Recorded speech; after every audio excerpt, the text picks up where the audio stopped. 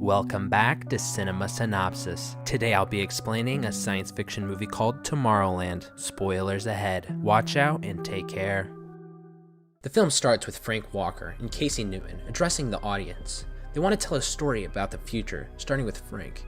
He says the future is scary and grim, but Casey doesn't think the story should go that way. She suggests he should start where the future is looking a little brighter. In 1964, a young Frank attends the New York World's Fair. He carries a heavy bag, walking past other aspiring inventors. He meets a renowned inventor called David Nix. Frank shows him his jetpack that he built himself. When Frank meets a young girl named Athena, she asks him if the jetpack works. Frank tested it out, and it doesn't quite seem to fly yet. Nix inquires on how much an invention like this would make the world a better place. Frank answers that the invention should just be for fun, because if anyone saw somebody flying in a jetpack, they'd be inspired and have hope. Nix dismisses the jetpack and sends Frank out. In a brief flashback, we see Frank arguing with his father. His father thinks the jetpack is useless. Frank doesn't give up and just keeps working on it. Outside in the fair, Athena approaches Frank and slips him a pin with a T on it. She tells him to follow her and Nix as they go on the ride. Frank sneaks onto a boat where in the tunnel, a light scans the pin on his shirt and it takes him through an underground passageway. It leads him into a pond that transports him to a mysterious place. He steps out and sees Athena flying in a pod, waving at him. Two larger animatronic pods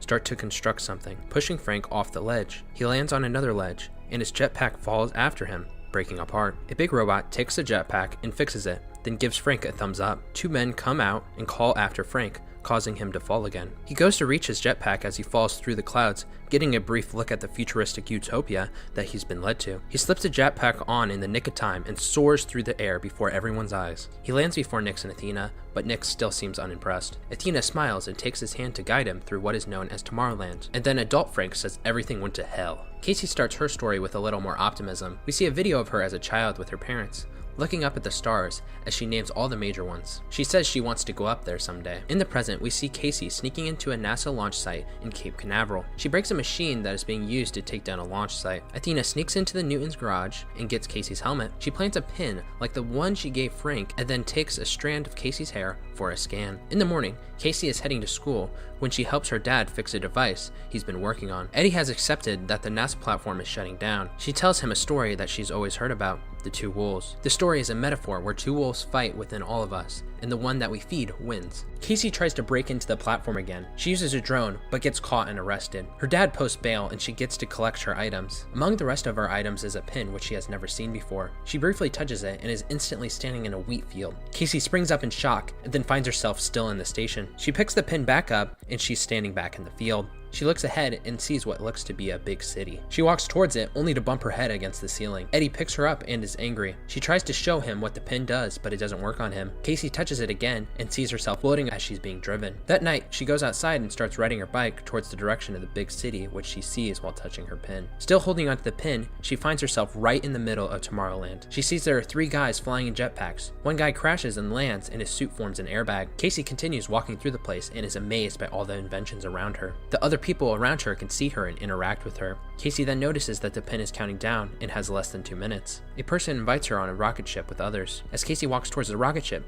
it appears she is walking through water. The pin then runs down to 0 and she is walking through a swamp. Frustrated with the pin's limited power, Casey runs back home and gets Nate to log into their dad's computer. She asks him to tell her dad that she just went on a camping trip. The next morning, Athena shows up to the Newton's house, posing as a Girl Scout. Nate knows she's faking, but Athena knows that Nate is lying when he says Casey is camping. He tells Athena where she really went. Casey goes to a shop called Blast from the Past, which is filled with vintage memorabilia. Casey meets the two shop owners and shows them her pin. They ask her how she got it and where she found it. Casey says she got it when she was arrested. The shop owners start pushing Casey about where she really got it. The shop owners don't believe Casey just found it. Casey tries to leave, but the shop owners pull out guns that look fake. This is a joke, right? But the guns turn out to be real. Casey and the store owners get into a fight, but Athena bursts in the door and throws a time bomb. Athena convinces Casey to trust her and pulls her out of the line of fire. Athena then rips the head off of one of the store owners, but it turns out that they were robots. Athena then grabs Casey and tells her to run, because the robots are about to self-destruct. Athena then breaks into a car and uses a special key to take it. Casey learns that Athena is also a robot,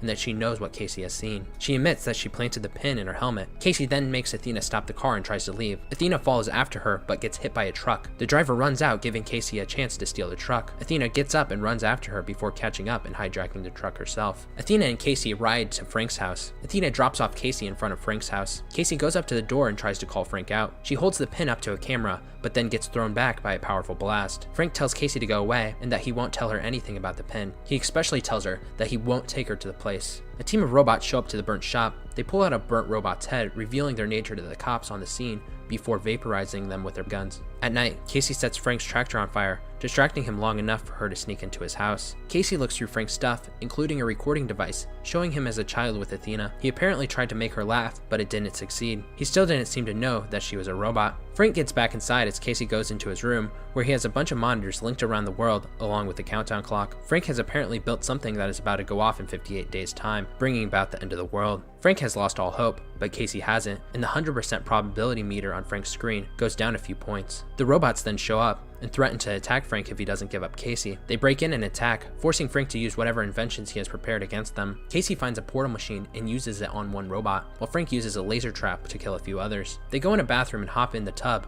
where Frank ejects the tub and blows up the house. He and Casey land in the lake. Knowing that they'll be hunted, Frank brings Casey and Athena to a teleportation machine. Frank makes Casey cover her eyes with padding and tells her to brace for a blood sugar loss. When they arrive at their destination, Casey falls to the floor. Athena fetches a bottle of Coke and she chugs it instantly. They walk outside to see themselves in the Eiffel Tower. They go in a room with mannequins of famous inventors. They were the founders of Plus Ultra, a group of inventors dedicated to finding other dreamers and inventors with the hope of shaping the future for the better. Together, their experiments uncovered a new dimension that would become Tomorrowland. Frank brings the girl to a rocket in the tower. 3 robots then come in to attack. The rocket launches into the sky with many people watching. The pod with 3 inside breaks off and blasts into the next dimension. The 3 crash into a Tomorrowland, which looks broken down and desolate. Nix, who is now the governor of the city, arrives, not surprised to see Frank and Athena. They travel up to a monitor that shows any event that happened in the past. In this case, Casey and Nate a few days ago. Casey is told the monitor doesn't only see in the past, but also in the future. She looks into the Cape Canaveral NASA platform. As she goes through the time passing, the platform becomes practically destroyed. She looks all over the rest of the world and sees natural disasters, riots, and utter catastrophe. It turns out that Frank invented this device, and that's why he was banished from Tomorrowland. Casey refuses to believe that this is going to happen to the world and offers a glimpse of hope. The monitor flickers to show a future that is not full of destruction. Frank tries to tell Nix about that flicker of a brighter future, but Nix isn't having it and knocks out Frank. Frank wakes up and finds Athena and Casey next to him. Frank goes to talk to Casey,